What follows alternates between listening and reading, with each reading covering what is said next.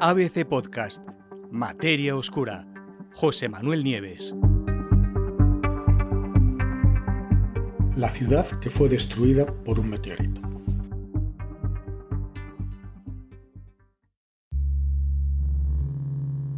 Prácticamente no hay registros históricos que documenten la muerte de personas a causa de meteoritos. De hecho, según los astrónomos, las probabilidades de que algo así suceda son infinitamente pequeñas. Fijaros, varían entre 1 y 700.000 y entre 1 y 1.600.000, es decir, que son prácticamente nulas. No en vano, la primera prueba fehaciente de muerte de una persona por culpa de un meteorito no nos llegó hasta el año 2020, y fueron un equipo de científicos turcos que afirmaron que más de un siglo antes, el 22 de agosto de 1888, un meteorito cayó en la localidad de Sulaymaniyah, en Irak, y mató a un hombre y dejó a otro gravemente herido. Lo atestiguan 3 manuscritos que están escritos en turco otomano y que fueron extraídos por los investigadores de la Dirección General de Archivos Estatales de la Presidencia de la República de Turquía.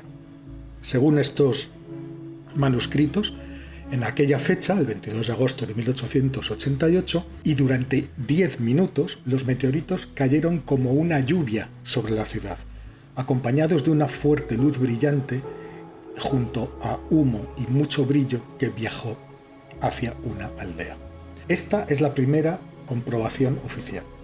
Tenemos un caso, algo anterior a 2020, más dudoso también, que fue registrado en 2016 en Tamil Nadu, que es un estado en el sur de la India, un estado grande, tiene 70 millones de habitantes, y cuyas autoridades aseguran que un meteorito cayó el sábado 6 de febrero de ese año, de 2016, en el campus de una universidad privada del distrito de Vellore, provocando una explosión que acabó con la vida de una persona, lo cual se convirtió esta persona supuestamente en la primera víctima mortal documentada y atribuible directamente al impacto de una roca espacial. El hombre era un conductor de autobús, paseaba tranquilamente por el campus cuando el meteorito cayó muy cerca de él, reventó los cristales de los vehículos y edificios alrededor y le causó la muerte, así como heridas a otras 3 personas. La explosión además dejó un cráter en el suelo, y aunque en principio se pensó que era una bomba, los expertos forenses no pudieron encontrar ningún rastro de explosivos. Y se terminó. No hay más muertes documentadas. No hay más casos en los que fehacientemente se haya podido demostrar que algún meteorito le costó la vida a un ser humano. ¿Y no hay más casos comprobados? Como os digo, de muertes ninguno. Aunque eso sí, tenemos un caso muy famoso, el de Anne Hodges, que en noviembre, el 30 de noviembre de 1954, estaba durmiendo la siesta tranquilamente en su casa, que estaba en Sylacauga, en un pueblo en Alabama, en el sudeste de los Estados Unidos. Dormía la siesta y de pronto sintió un fuerte golpe en la cadera, y cuando abrió los ojos vio que su casa estaba llena de humo, de escombros, y que ella estaba herida. Bueno, le había caído un meteorito encima. Esto es fidedigno, hay un montón de fotografías de ese caso. No murió, pero como atestiguan, como os digo, las fotos de la época, resultó herida, y aquel golpe, desde luego, la hizo famosa de un momento a otro, de un día para otro y para siempre.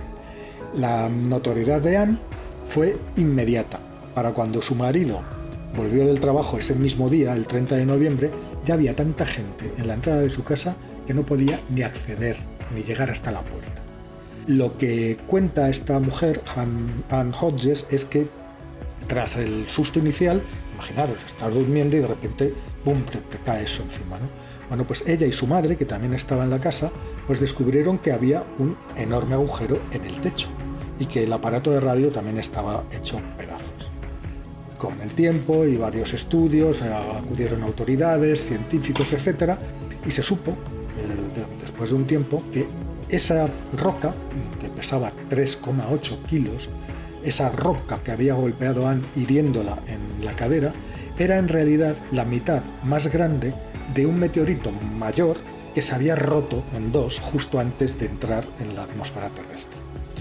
Se produjeron, esto no viene al caso, pero hubo varias disputas sobre quién debía quedarse la roca. Se la quería quedar las autoridades, se la quería quedar la familia, intentaron comprársela, no lo querían vender, y finalmente los Hodge lo que hicieron fue donarlo al Museo de Historia Natural de Alabama.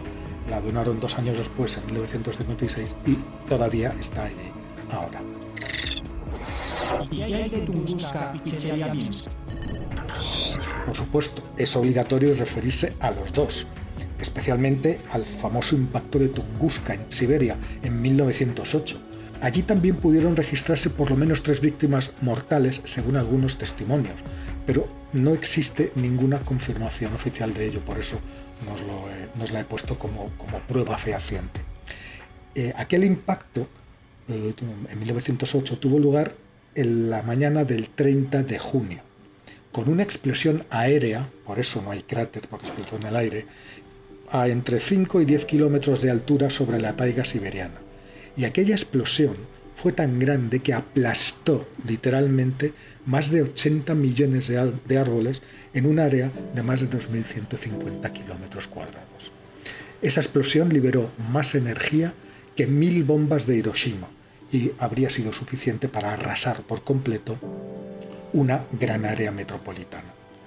Como se produjo sobre la taiga, que es selva y con el frío que hace allí en Siberia no está muy habitada, tenemos los relatos de algunos pastores y seguramente no hubo víctimas mortales, y solo hubo pues algún pastor desafortunado que estaría justo en el área de impacto, pero que, como os digo, no hay confirmación oficial. Más modesto, aunque mucho mejor documentado, fue el meteorito que estalló a las 9:20 de la mañana del 15 de febrero de 2013 sobre la ciudad rusa de Chelyabinsk.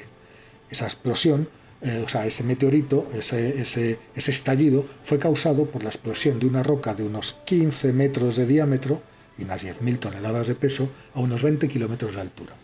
La energía liberada fue mucho menor de la de Tunguska, pero aún así liberó una energía de 500 kilotones, que son 30 veces más que la bomba nuclear de Hiroshima. En aquella ocasión tampoco hubo víctimas mortales, pero sí que hubo casi 1.500 heridos y miles de cristales rotos y daños varios en edificios en más de 20 kilómetros a la redonda. Después de la explosión se calcula que sobrevivieron y cayeron a la Tierra entre 4.000 y 6 kilos de fragmentos de piedras, de meteoritos individuales, que eran trozos de aquel que había explotado. Y el más grande de ellos tiene unos 650 kilos y fue recuperado algo más tarde de la caída, unos meses después, en el lago Chebarkul. Hay otros casos documentados de coches que han recibido el impacto de meteoritos, o de objetos espaciales, porque también pueden ser pedazos de satélites o de cosas hechas por el hombre, de animales muertos por lo mismo, especialmente ganado, pero ninguna otra persona. Pero de lo que os quería hablar ahora, un equipo de científicos recientemente ha conseguido reunir una serie de pruebas estremecedoras que empequeñecen todo lo que os he contado hasta ahora. De hecho, según esas pruebas, una ciudad entera con todos sus habitantes fue totalmente borrada del mapa por un meteorito hace más de 3.500 años. ¿Qué fue lo que ocurrió? Pues hace 3.650 años, en plena Edad de Bronce, había una ciudad que se llamaba Tal el Hammam y estaba en pleno apogeo. Estaba situado en una altura sobre el Valle del Jordán y al noroeste del Mar Muerto, y se había convertido en una de las mayores urbes de la época. Fijaros, 10 veces más grande que Jerusalén y 5 veces mayor que la propia Jericó. Ese lugar, que durante varios miles de años había sido construido y destruido repetidamente a causa de guerras y terremotos, era un asentamiento estratégico y de enorme importancia cultural. Actualmente sigue siendo visitado por arqueólogos y estudiosos de todo el mundo, quienes reconstruyen su historia. Pero un equipo de investigadores se fijó específicamente en un curioso estrato de un grosor de 1,5 metros y que tenía algo más de 3.600 años de antigüedad y que contenía toda una serie de materiales muy poco habituales, muy distintos de los escombros que uno se esperaría encontrar como consecuencia de una guerra, de un conflicto bélico o de un temblor de tierra. Pues entre esos materiales había fragmentos de cerámica cuyas superficies se habían derretido en vidrio, ladrillos de barro con burbujas, como si hubieran estado hirviendo, y además de otros materiales de construcción que también estaban parcialmente derretidos. Y todo a unas temperaturas enormemente altas, mucho más altas de las que la tecnología de la época, hace más de 3.500 años, era capaz de producir. Aquel impacto, según los investigadores, fue todavía mayor que el de Tunguska de 1908 del que hemos hablado y provocó temperaturas de más de 2.000 grados. ¿Y quién los produjo entonces? Según James Kennett, que es el director de esta investigación y que ya había trabajado en la reconstrucción de otro estallido aéreo todavía más antiguo, de hace unos 12.000 años, y que hizo una comparación entre los materiales derretidos de aquella primera explosión antigua y los encontrados ahí, en esa localidad de Irak, pues esos materiales derretidos y carbonizados de Tal el Hammam le recordaban de modo muy insistente a los del otro estallido de hace 12.000 años. De forma que se juntó con otros investigadores y se fueron para allá para tratar de averiguar qué fue exactamente lo que pasó en esa ciudad hace 3.650 años. El resultado es que encontraron pruebas de un gran estallido cósmico en el aire muy cerca de esa ciudad. La explosión sobre Tal el Hammam fue lo suficientemente fuerte como para aplanar la ciudad entera de un solo golpe, aplastando literalmente el palacio y todas las paredes y los muros circundantes y todas las estructuras de adobe que rodeaban al palacio. El análisis de la distribución de los restos humanos que se han encontrado, y muchos, también indicaba una desarticulación extrema y fragmentación de los esqueletos. En otras palabras, los habitantes de aquel sitio habían quedado hechos pedazos. Los investigadores también encontraron una serie de esférulas, pequeñas esférulas, ricas en hierro y sílice y también metales fundidos. Según el investigador, en palabras del investigador, dice que creo que uno de los principales descubrimientos es el del cuarzo que recibió el impacto. Esas esférulas solo se forman bajo unas presiones muy altas y su presencia significa que efectivamente allí hubo unas presiones increíbles. El estallido de aire, según el estudio, también puede explicar una serie de concentraciones anormalmente altas de sal que se han encontrado en la capa de destrucción, un promedio del 4% en el sedimento y tan alto como el 25% en algunas muestras.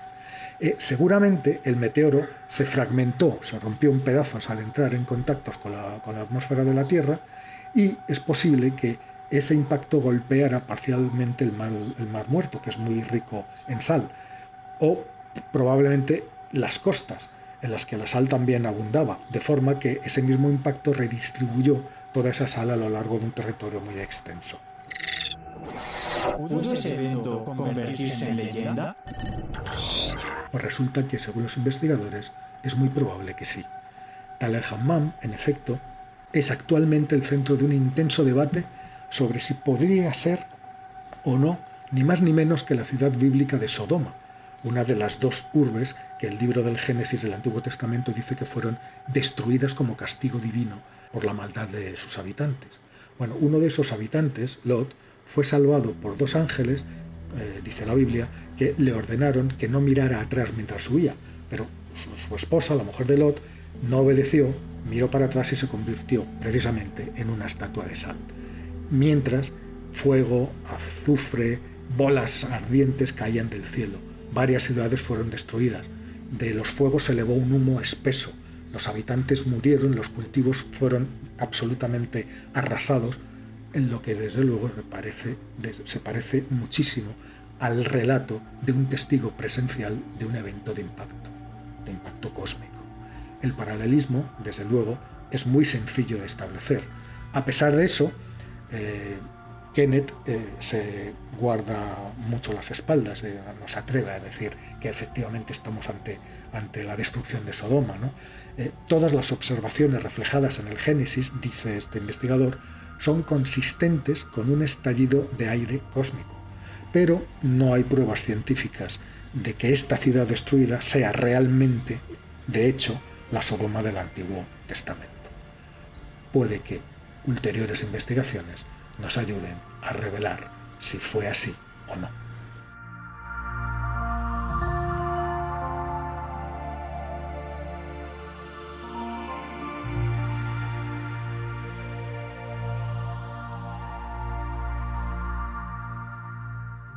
Muchas gracias por escuchar. Todos los episodios de Materia Oscura con José Manuel Nieves están disponibles en la web del periódico, abc.es y en las plataformas de audio.